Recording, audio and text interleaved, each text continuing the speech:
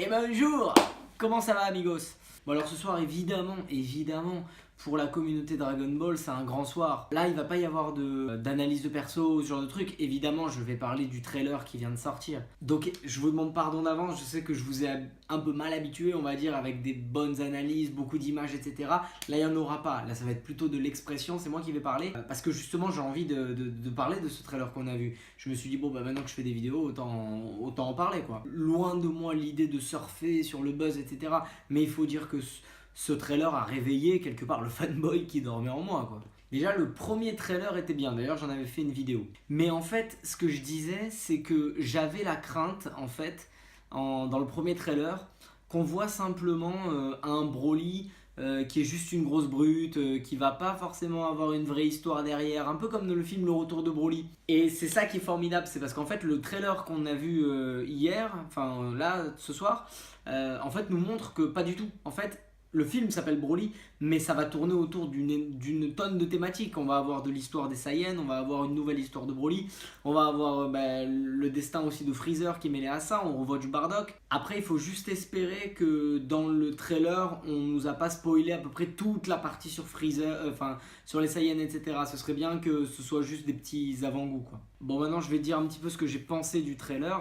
Premièrement, en fait, j'aime beaucoup qu'on voit en fait au début Freezer débarquer avec le commando Ginyu et Zarbon Doria. En fait, j'aime bien ça parce que ça prouve que Freezer a toujours fonctionné avec son petit entourage. Dans la saga Namek, ils sont déjà très forts par rapport à Vegeta, par rapport à tout ça. Ils sont déjà beaucoup plus forts que Vegeta. Donc t'imagines bien que Vegeta, lui, il est super balèze comparé à son père, comparé à Bardock.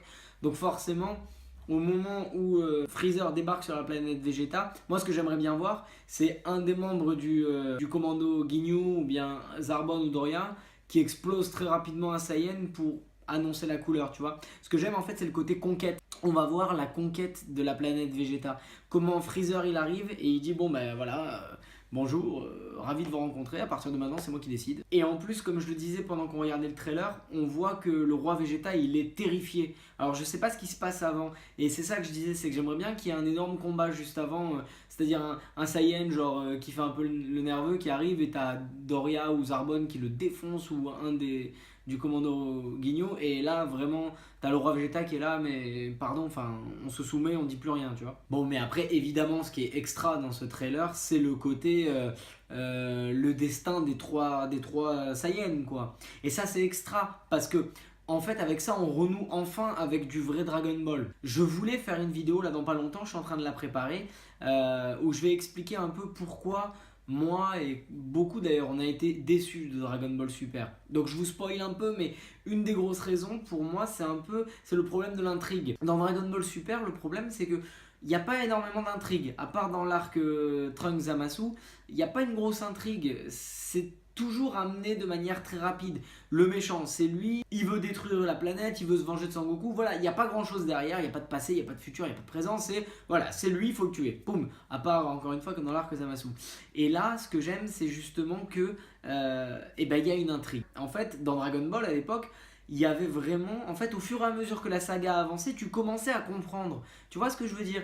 Par exemple, je prends Cell comme exemple. Tu vois, au fur et à mesure que la saga avance, tu commences à découvrir un nouveau monstre qui en fait est beaucoup plus fort que ceux auxquels tu t'attendais. Et puis il y a des retours en arrière, parce que tu vois le petit robot qui filme les tournois d'arts martiaux, etc. pour récupérer les informations des puissances. Donc en fait, au fur et à mesure, tu commences à apprendre des trucs. Au début, tu comprends rien, et puis ça, doucement, tu commences à comprendre. Et j'ai l'impression que ça va être un petit peu le cas dans ce film. Parce que en fait, tu vois les trois enfants et aussi tu vois leurs parents, et tu vois qu'en fait, pour les trois parents, il y a un enjeu différent. Et c'est ça, enfin moi j'ai trouvé ce côté dans le trailer vachement bien amené. On comprend par exemple que le roi Vegeta, donc on le connaît déjà, mais on comprend que lui du coup, il compte sur son fils pour remettre un peu de fierté aux Saiyans. Il dit voilà, mon fils c'est ma fierté, ça va être lui le plus fort, etc. Donc tu comprends déjà que lui, sa motivation c'est ça, que Vegeta fasse la fierté des Saiyans. Après t'as Bardock, et ça c'est énorme, parce que Bardock en final, on est loin du Bardock qu'on avait découvert dans le film. Là tu vois un Bardock qui est très protecteur, c'est un papa poule, il veut protéger son fils. Il sent que Freezer prépare quelque chose, et il veut protéger son enfant le faire partir le plus loin possible de cet enfer. Et puis t'as un nouveau Paragas avec un nouveau Broly et une histoire qui ressemble un petit peu à celle qu'on a découvert.